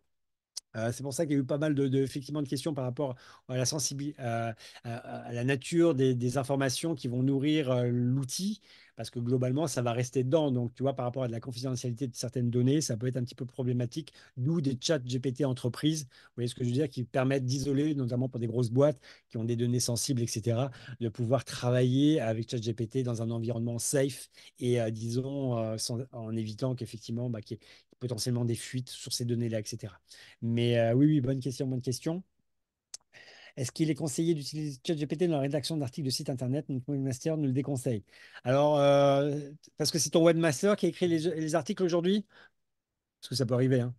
Il a peut-être tout simplement peur que tu fasses plus appel à lui. Je Bonjour. rigole. Oui, ben, enfin, pour te répondre, nous, on se posait la question et en fait, il parlait pour le référencement que c'était pas forcément conseillé et que ouais, pour le duplicata de contenu ou des choses comme ça, et donc c'était Ouais, pour ouais, avoir ouais. ton avis là-dessus. Ouais, ouais, ouais, c'est vrai que c'est des bonnes remarques. Il y a toujours, c'est pas un outil magique, il y a toujours des petits bémols, effectivement, par rapport au référencement. Ça peut être effectivement un petit point d'alerte. Je suis pas un grand spécialiste du référencement naturel, mais si tu as alerté dessus, c'est qu'il a certainement vu qu'il y a des choses aussi autour de ça. En revanche, je demanderai à ChatGPT de me rédiger un article en respectant toutes les grandes règles de base et indispensables pour un bon référencement de mon article. Respect des mots-clés, respect des méta, du balisage des titres et de leur code H1, H2, etc. Donc, tu vois, je pense qu'il a raison, mais je pense que l'outil peut m'offrir toutes les solutions possibles et inimaginables pour contourner ce petit bémol qu'il a justement et à juste titre pour t'alerter, pour éviter effectivement d'avoir un truc un petit peu basique, mais en utilisant tous les codes du SEO parce que tu vas assigner ce rôle-là à ChatGPT en lui disant, voilà, tu es un expert SEO, le meilleur du monde, etc., depuis 20 ans d'expérience et spécialisé sur le tourisme, etc. J'aimerais que tu me prépares un article à partir d'une base, de certains éléments pour mon site internet, en respectant évidemment les méta, les machins bidules, etc. Donc je pense, tu vois, il y a peut-être un essai à faire pour voir ce que ça donne et puis après de confronter ça avec ton webmaster pour effectivement pour voir. Mais il a raison, tu vois, il a raison. Mais je pense qu'il n'y a pas de souci à avoir. Mais voilà, je te le redis, je ne suis pas spécialiste du référencement naturel et je pense que tous ceux qui sont spécialisés là-dedans ont certainement un avis et ont commencé à écrire et à produire du contenu pour dire quel est l'impact de ChatGPT, par exemple, sur le référencement naturel. D'accord? Google a certainement fait plein de choses là-dessus, même s'ils investissent énormément, des milliards et des milliards, justement, sur l'intelligence aussi artificielle. D'accord? Mais bonne question, Morgane. Bonne question. Ok, donc du coup. Il y a encore une petite question de Marie. Ah, j'ai pas vu, pardon, pardon, pardon. Alors, attends, bonjour. Et en dessous, c'est juste en dessous. Marie Mornay, quand je cherche l'appli sur mon Play Store, plusieurs sortes. Est-ce que ce que j'ai cherché est en anglais? Je me demande du coup duquel on parle. Ah, ok. Alors, du coup, j'ai pas regardé sur le Play Store, j'ai pas regardé sur l'App Store. Moi, je l'ai. Alors, elle reprend le petit logo qu'on voit sur leur site, qui doit être. Alors, attendez, je vais me remettre plutôt sur mon mien. Voilà, openai.com. Voilà. Tu vois, voilà. Ici, avec ce petit logo, c'est ce petit logo-là. Moi, je suis sur iPhone, donc je suis sur l'App Store, l'Apple Store. Donc, du coup, tu vois, elle est ici avec le logo qui correspond à l'écran que je suis en train de partager avec ma petite souris qui gigote dans le coin en haut à gauche. Voilà. Donc, sur Android, je suis un peu nul. Donc, du coup, peut-être quelqu'un parmi vous l'a téléchargé sur Android. Parce que je pense que vous pouvez peut-être dans le chat mettre une capture d'écran, il me semble, non? C'est pas possible? Peut-être que si. Ok, mais à checker, effectivement, donc dans ce cas-là, en cas de doute, tu vas directement sur leur site internet, je pense à OpenAI, et il y a certainement un lien qui te renvoie vers l'application. Si c'est comme sur un desktop, n'est pas il t'en aurait mis après. Oui, après pour le français, pour la langue, oui, mais évidemment. Tu peux le changer en français, effectivement, dans les paramètres. Ici, paramètres bêta. Et normalement, tu vois, tu as les paramètres régionaux, alpha, français Et donc, tu vois, du coup, il le détecte automatiquement. Donc, quand les questions en français, il va pas te répondre en anglais, il va le détecter automatiquement. C'est un peu la base, hein, on peut se dire, hein, l'intelligence artificielle, hein, il s'adapte. Mais du coup, effectivement, pour tout avoir accès à tous les menus, etc., qui eux sont justement, bah, ils sont codés, effectivement, passer en français, ça peut être plus simple. Voilà. Voilà, voilà. Boum. Donc, bah, le test, bah, bon, faites un petit test. Moi, l'histoire de l'assistant personnel, je trouve que c'est bien. Enfin, c'est pas que je vous vends, je vous vends l'idée, mais je trouve que c'est bien parce que du coup, euh, ok, je vais le solliciter pour un article, ok, je vais le solliciter pour mon calendrier éditorial, ok, je vais le solliciter pour un communiqué de presse. Mais moi, je me dis que là, je suis un petit peu en mode réaction, en fait. Je vais solliciter l'outil parce que j'ai un besoin identifié. En revanche, moi, ce que je trouve qui est plus intéressant, c'est de voir comment, au quotidien, cet outil-là va m'aider sur toutes mes tâches et pas simplement une seule. À partir du moment où je vais le solliciter. Vous voyez la nuance, c'est que du coup, bah, son intérêt il va être d'autant plus riche qu'il peut couvrir finalement toutes les facettes de mon quotidien professionnel. Et je trouve que cette approche, elle est plus intéressante. C'est mon avis, hein, ça ne veut pas dire que j'ai raison, les amis, hein. Et puis, si vous n'en avez pas besoin pour le reste, si vous en avez besoin que pour, comme tu disais, Morgane, par exemple, pour ton article, ça me va bien, hein, il n'y a pas de souci, hein. C'est vous qui faites, hein. Moi, voilà, le but du jeu, c'est que ce soit à vous de service, hein. Mais moi, je trouve que réfléchir comme ça sous un mode, voilà, comment tu peux m'aider dans mon quotidien professionnel? Je trouve que là, c'est intéressant parce que là, bah, je vais m'apercevoir qu'il y a peut-être plein de petites poches comme ça que je gère généralement au quotidien moi-même avec mes petits doigts et mon petit cerveau, que finalement, je pourrais peut-être déléguer, sous-traiter ou tout au moins me faire assister pour les réaliser peut-être plus facilement, plus efficacement et peut-être, voilà. Moi, je pense qu'il y a peut-être un petit truc à faire de ce côté-là, mais c'est mon humble avis, les amis. Et en tout cas, moi, c'est comme ça que j'ai essayé d'aborder l'outil en faisant quelque chose, un assistant personnel plutôt que un assistant qui va m'aider sur des petites tâches identifiées à des moments voilà, où j'en ai besoin et le reste, non. Alors, si nous continuons comme ça, on l'a dit, l'importance des questions, les brainstorms. Pour les brainstorms, je trouve que c'est vachement bien. Il y en a qui ont leur activité en solo ou avec très peu de personnes, où c'est difficile de brainstormer à plusieurs. Moi, je brainstorm avec mon petit cerveau tout seul, mais heureusement, j'ai ChatGPT. Donc, je trouve que c'est bien pour générer des idées, pour brainstormer autour de problématiques, de noms de projets, de noms de nouveaux services, etc. Je trouve que c'est un super outil pour générer plein d'idées. Et franchement, après, les associations qu'on peut lui suggérer à faire ou que nous, ça va générer chez nous en regardant par exemple des idées qui nous ont sorti à partir d'une problématique qu'on a soumise à ChatGPT. Et je trouve que pour les brainstorms, c'est assez génial. Bien sûr, ça ne remplacera pas forcément 10 cerveaux dans une salle ou 5 cerveaux qui réfléchissent avec leur connaissance d'une problématique personnelle, professionnelle, etc. Vous voyez, ça ne remplacera pas ce vernis humain, bien sûr, mais ça peut habilement le compléter. Par exemple, si je sais que j'ai un brainstorm avec mon équipe, bah, je vais peut-être suggérer à ChatGPT de me donner 5 6 pistes en amont que je vais après solliciter et faire réagir mon petit groupe avec moi autour d'un brainstorm pour lancer le brainstorm. Voilà, j'ai 3 idées, on va partir de là-dessus et puis on va itérer. D'accord? Toutes les démarches de design thinking, etc., je pense que ça peut trouver aussi intérêt à inclure justement des outils qui vont pas remplacer l'exercice en lui-même de brainstorm, mais qui vont l'aider et vont le canaliser ou tout au moins lui donner voilà, un petit souffle nécessaire pour qu'il prenne son envol. Voilà, le recyclage des contenus, vachement important, les amis. J'ai un article de blog, je vais en faire 5 vidéos courtes ou une vidéo longue. Boum, je vais lui demander qu'il me transforme ça sous la forme de vidéo. Génial, j'ai pas beaucoup de temps, ça tombe bien, vous non plus. Du coup, j'ai mon article de blog qui raconte je sais pas quoi sur mon territoire, sur mon activité, sur mon camping, etc. Bah, je lui demande à ce qu'il me transforme ça. Si je devais faire 5 à 10 petites vidéos pour mon Insta, pour mon TikTok, pour mon site internet, pour mes shorts sur YouTube, etc., bah, donne-moi les idées et prépare-moi le script qui va bien avec.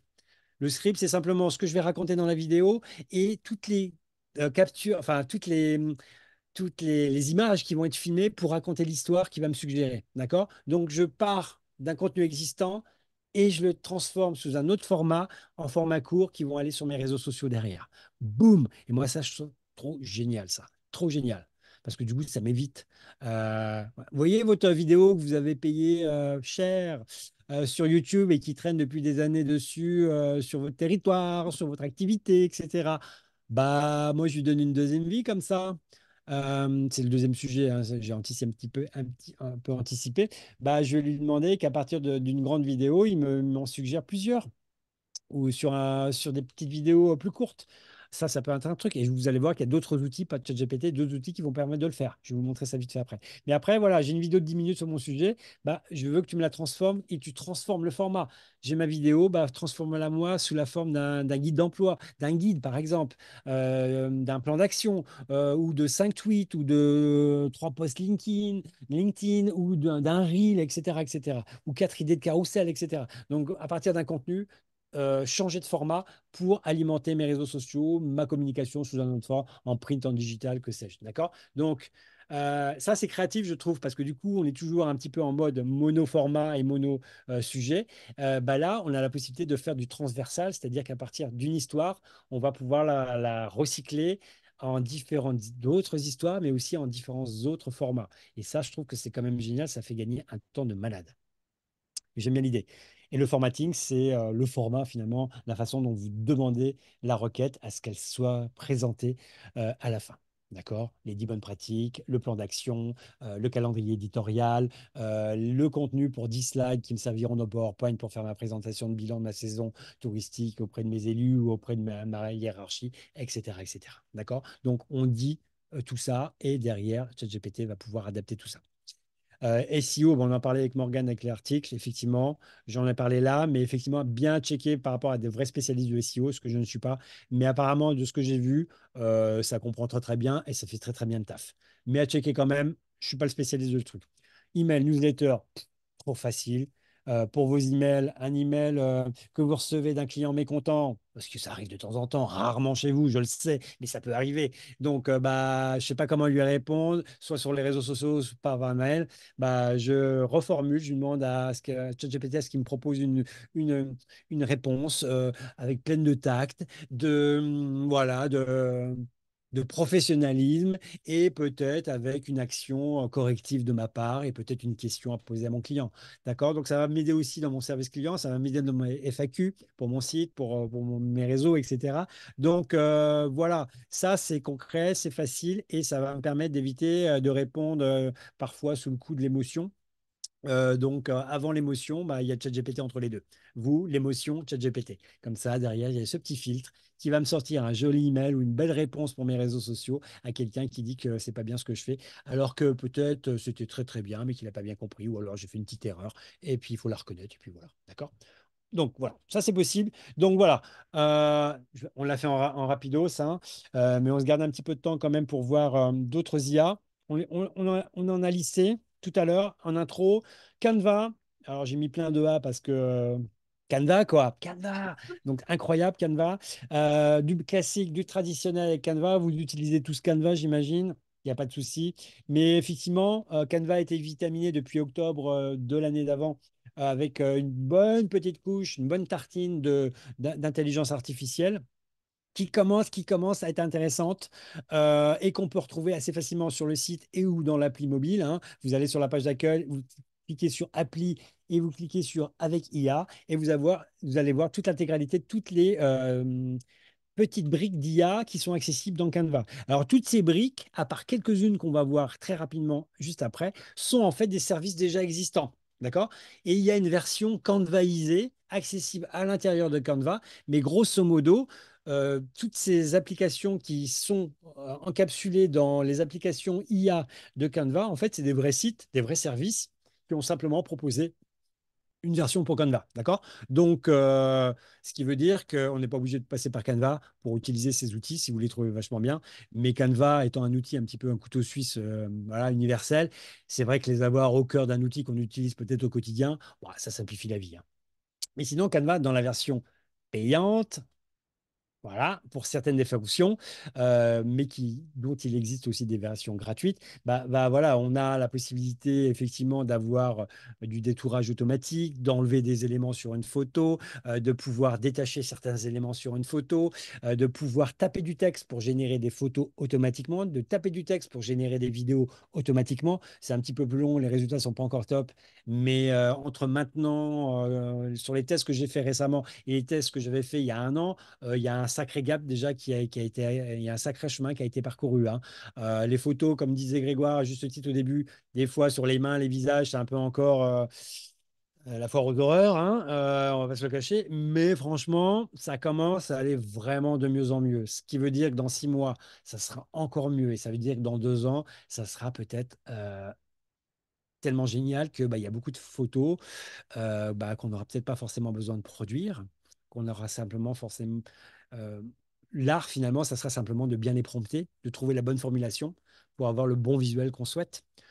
Ceux qui étaient à Paris, qui sont passés à Paris en fin d'année, peut-être ont vu et ont pris le métro, ont vu peut-être des 4x3 de, je sais plus, si c'était Savoie-Mont-Blanc ou ouais, une station du coin par là, qu'on fait des 4x3 avec une image générée par intelligence artificielle, mais imaginée avec amour par l'équipe de l'Office de tourisme. Il y avait une petite formulation comme ça, et on Je crois que c'est voyait. Chamonix, hein. Ouais, c'était Chamonix, je me rappelle plus, mais voilà. Euh, Françoise a une mémoire incroyable. Et du coup, bah, c'est malin parce que du coup, la photo, on voyait, je sais plus, un monsieur avec un petit renard assis à côté de lui, enfin, qui regardait le Mont Blanc et tout ça, tous les Alpes magnifiques. Mais le fait d'avoir crédité la photo, vous voyez ce que je veux dire? Il y a un côté qui est bien trouvé, en fait. Et ce qui veut dire que sur des photos générées, potentiellement, bah, moi, je vois la chose très concrète, très pratique, bah, ça peut devenir du print. Je peux l'utiliser pour ma communication. Vous voyez ce que je veux dire? Au-delà de simplement me dire, oui, je suis un territoire, je ne vais pas le faire. Bah, ils l'ont fait. Vous voyez ce que je veux dire? Et c'était assez bluffant. OK. Donc, tout ça pour vous dire que Canva, explorer, regarder, tester des trucs, franchement, franchement, ça commence à être intéressant. Pas tout, mais ça commence vraiment à aller dans le bon sens ouais, du chemin, quoi. Ça permet d'aller plus vite, ça permet de faire plein de petits trucs qu'on ne pouvait pas. Alors pour l'instant, effectivement, il y a beaucoup de fonctionnalités qui sont réservées. Les grosses fonctionnalités phares de Canva sont réservées dans la version payante. Toutes les applications sont pratiquement toutes en accès libre, hein, d'accord, ou limitées avec certains crédits, mais gratuites. Ça, on peut y avoir accès gratuitement. Testez. Le Magic Media, ce que je vous parlais, je tape un texte, ça me génère des photos. Pas mal, pas mal, pas mal. Testez-le, c'est rigolo. Ça commence vraiment à s'améliorer, comme je vous l'ai dit, mais c'est bien. Chamonix est sublimé par là. Merci Alexandra. Il y en a une qui suit, qui a remis du sens dans ce que j'ai raconté. C'est Chamonix et le Solan est sublimé par l'homme. Voilà. Toi, j'étais un petit peu plus amoureux, mais c'était bien, c'est ça l'idée. Du coup, Adobe Firefly aussi, c'est comme Canva, mais en mode Adobe. Moi, je trouve que c'est quand même mieux que Canva.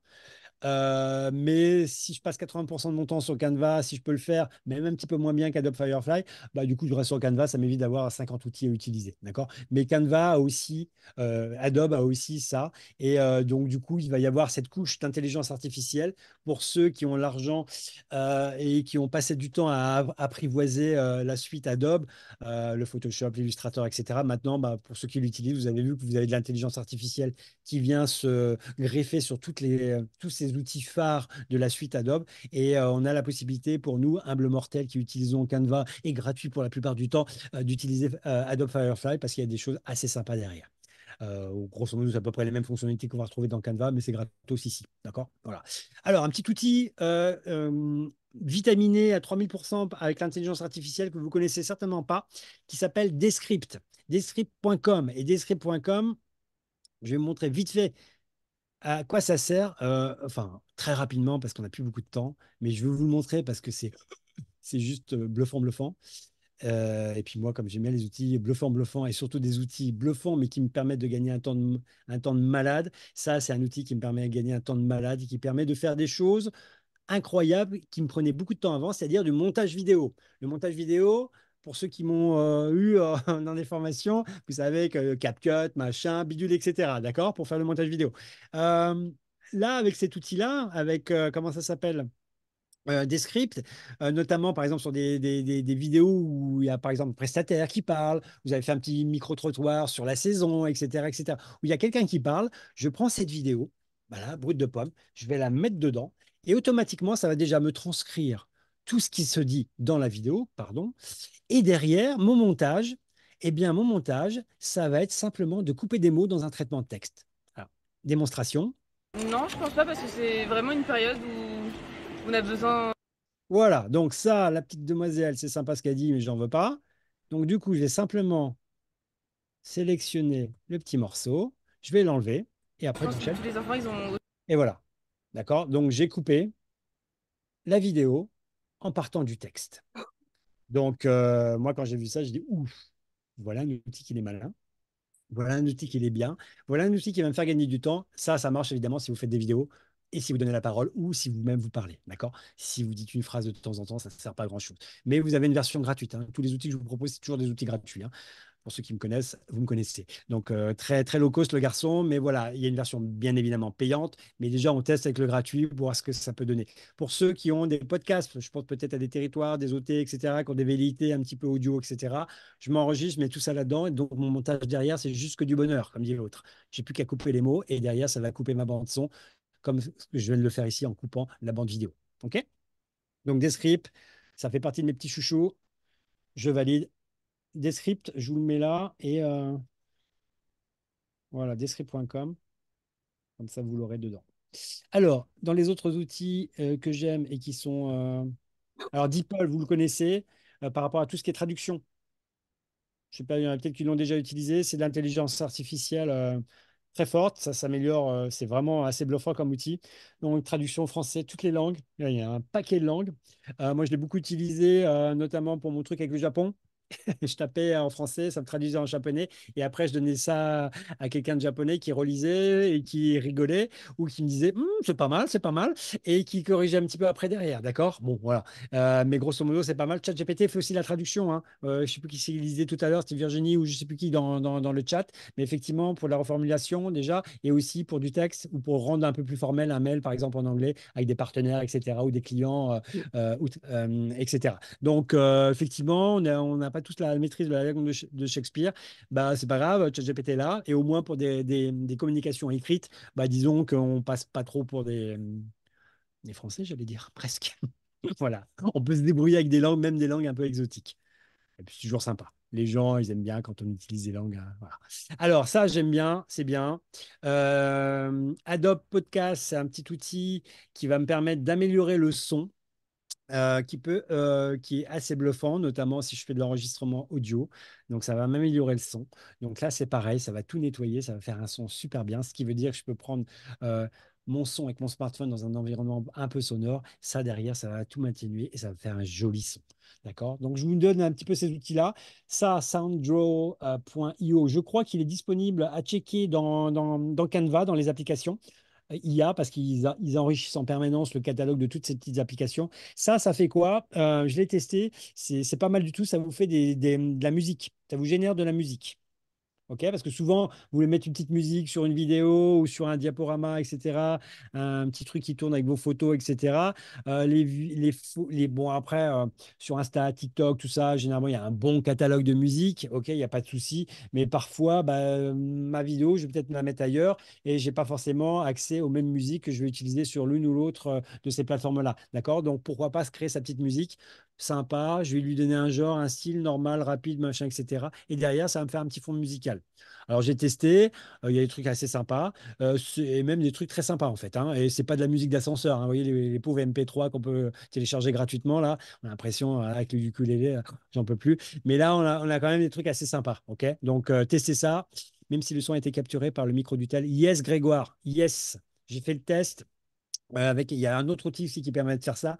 Et franchement, c'est vrai que je conseille souvent d'avoir un petit micro. Bon, après, c'est vrai, c'est quand même plus simple. Puis ça évite d'autres manips, mais on va aller vers aussi ça, hein, tu vois.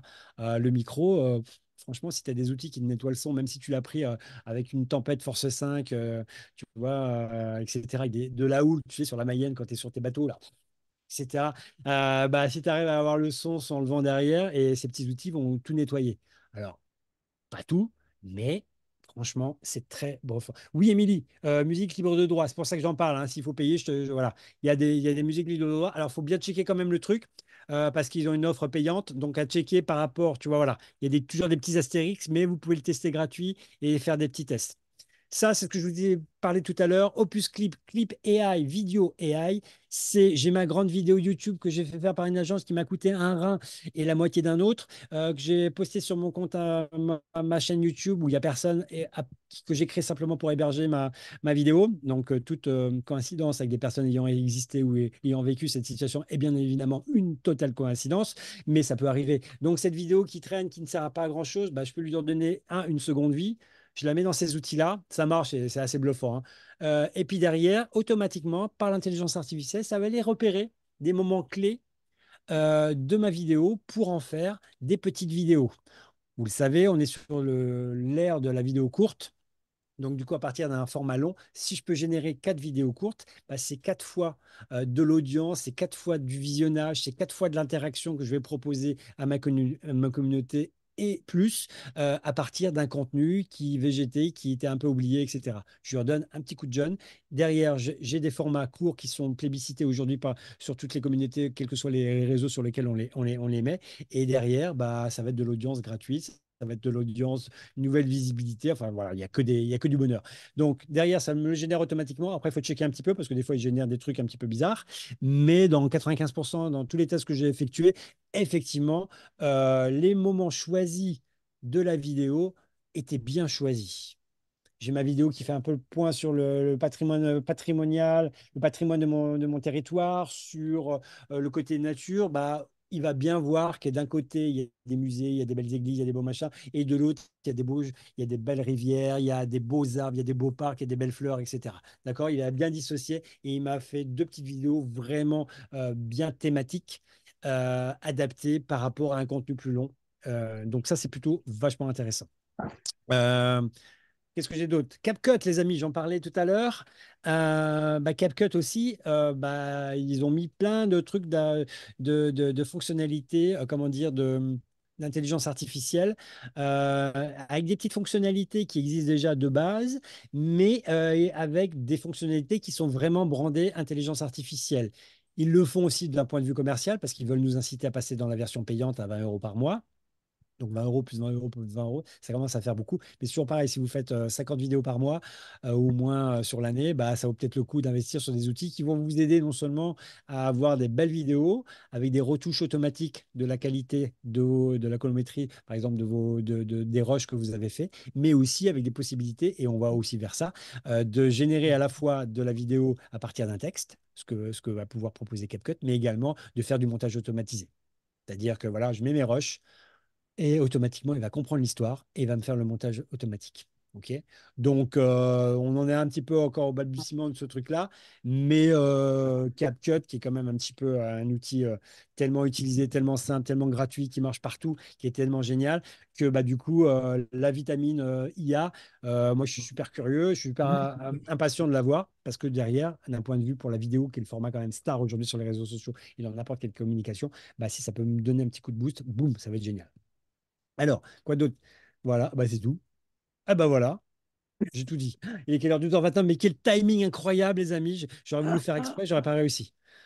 Euh, Alors, il y a peut-être encore des questions, hein, parce que oui, oui, prenez c'est les comme questions. Ouais, ouais. c'est un sujet qui pourrait mériter Ah bah, encore plus. ça mérite des Donc, je pense formations, que n'est-ce pas, d'ailleurs? Ouais. oui, voilà, tout à fait, je pense. Alors, musique libre de Donc, droit, c'est un bon outil, mais j'ai quand même l'impression que la vidéo sur Canva détériore la qualité son et l'image.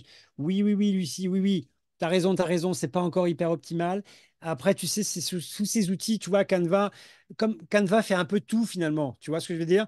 Tu fais ton logo, tu fais ton communiqué de presse, comme tu vas faire ton montage pour ton reel, etc. Et que maintenant, tu vas pouvoir générer également des photos simplement avec du texte. Donc, tu vois, comme ça fait un peu tout finalement, des fois, ça fait un petit peu moins bien qu'une application qui fait que ça. Tu vois ce que je veux dire par rapport à CapCut, par exemple, pour l'outil que je vous ai parlé là, pour faire du montage vidéo, bah, je peux faire mon montage vidéo dans le Canva, mais je n'aurai pas l'étendue des fonctionnalités offertes par l'autre outil. Bah, là, un peu pareil. Tu vois, on va rester toujours voilà, un petit peu devant la porte, mais voilà, il y aura toujours ce petit côté un petit peu frustrant, mais ça va s'améliorer, c'est obligé, tu vois, c'est obligé.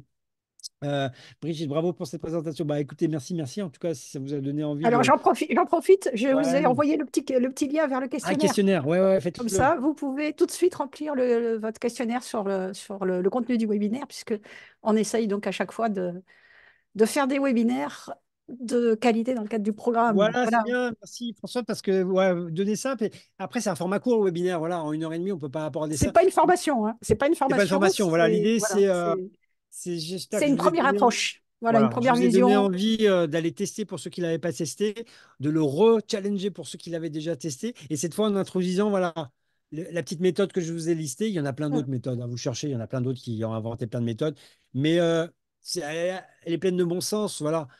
Qu'est-ce que je veux? Agis avec un rôle. Qu'est-ce que je veux comme format? C'est quoi mes objectifs, etc. Donc, en mettant un petit peu de sens derrière tout ça, en structurant un petit peu finalement notre prompt, bah, on va gagner en efficacité derrière par rapport aux résultats qu'on va collecter. Et puis, j'insiste là-dessus, c'est voilà, essayer de l'inclure comme ça, de voir ce que ça peut donner dans votre quotidien pro et perso. Et je pense qu'elle est là, ça c'est une bonne valeur en fait. Et pas simplement un petit mode, un petit peu le pompier quand j'ai besoin d'écrire un truc ou de relire un machin, de faire un mail par exemple, etc. Vous voyez progressivement comment vous pouvez intégrer cet outil dans votre quotidien. Et moi, là, et à partir du moment où je fais ça, c'est là où je pense que les gains en temps vont être les plus flagrants et les plus évidents et les plus importants pour vous.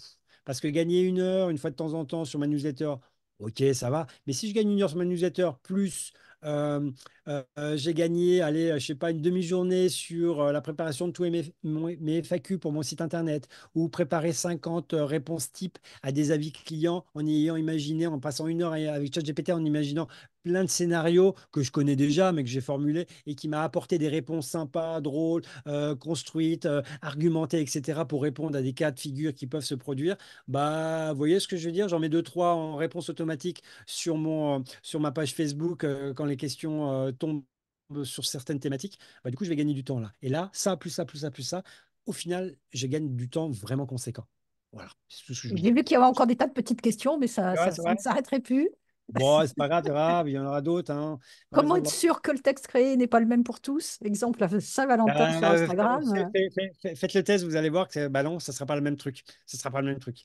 C'est ça qui est rigolo. Ça dépend ce qu'on met justement dans le prompt Évidemment, et mais des même, je pense que caractéristiques qu'on va mettre. si tu copies-colles le même truc, je pense que tu n'auras pas forcément la même réponse. À voir, à tester. C'est des petits trucs que j'aime bien tester parce que je ne les ai pas encore fait tout ça. Ne peut pas inclure des photos dans une newsletter. Ne peut pas inclure des photos dans une newsletter. Alors, dans la version payante de ChatGPT, je peux lui dire qu'il me génère une photo. Et cette photo, je peux peut-être l'utiliser dans un newsletter. C'est peut-être ça que tu voulais dire? Je ne sais pas si j'ai bien compris, des fois je comprends rien. C'est pas grave. Ou bien, Euh, ou bien chercher des photos alors, bah, tes photos, tu via peux les faire tous l'IA. les outils qu'on a montré, Adobe Firefly, Canva, ChatGPT, c'est la version payante, tu peux lui faire un prompt sur une photo que tu souhaites. J'aimerais une photo de la coucher de soleil sur la plage, machin, etc., etc. Il va te générer une photo. Cette photo, bah, tu peux l'utiliser par exemple pour ta newsletter. Mais si c'est des photos de ton territoire, Ouais, utilise des photos de ton territoire. c'est quand même mieux. Ouais. C'est quand même mieux.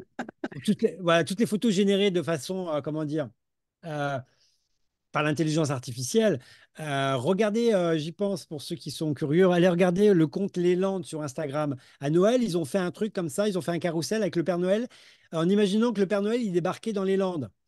Et ils ont généré évidemment les photos avec intelligence artificielle. Et ouais, c'est marrant comme truc. Bah, vous voyez, c'est pas des photos des Landes, mais il y a l'esprit des Landes dans les photos. On voit le Père Noël en train de faire du surf. Bon, les Landes, on l'associe au surf, mais c'est pas forcément la plage, du machin, etc. Mais peu importe. Vous voyez ce que je veux dire sur des trucs un peu comme ça, Un peu décalé, là. un Voilà. peu décalé, super bien. Mais effectivement, tu vas utiliser, privilégier à 3000% les photos de ton territoire, ton beau territoire, ta belle activité, ton beau gîte, ton beau camping, que sais-je, tu vois. C'est ça que les gens ils connaissent, c'est ça qu'ils veulent voir. À, Bon, pas une photo générée. à noter que les Landes, ils ont eu un trophée pour leur compte, toute leur stratégie Instagram. Voilà. Ah ouais, ok, bah allez voir pour piquer la bonne idée. Puis regardez le truc sur l'intelligence artificielle, c'était en décembre, le Père Noël. Moi, je trouve ça rigolo. Alors après, maintenant, ils l'ont fait, on va peut-être pas le refaire l'année prochaine pour vous, quoi. Mais ça donne des idées, quoi. C'est ça qui est chouette. C'est que par rapport à des visuels comme ça, on n'est pas obligé de rester toujours un petit peu dans le même truc. On peut essayer de pousser un peu les portes et puis de jouer avec ces outils-là pour apporter un peu de surprise, d'un côté un peu décalé. Ouais, je vous ai parlé de la publicité par sa voix, etc. Bah, vous voyez ce que je veux dire? C'est intéressant aussi d'avoir une approche comme ça, ludique et originale de l'intelligence artificielle et pas uniquement basée sur des critères d'efficacité, de gagner du temps, d'efficience, etc., qui sont certes vachement importants, mais c'est des outils, on peut s'amuser avec aussi. Et je trouve que c'est intéressant. Et la preuve avec les Landes, en plus, ils ont eu un trophée. Ok.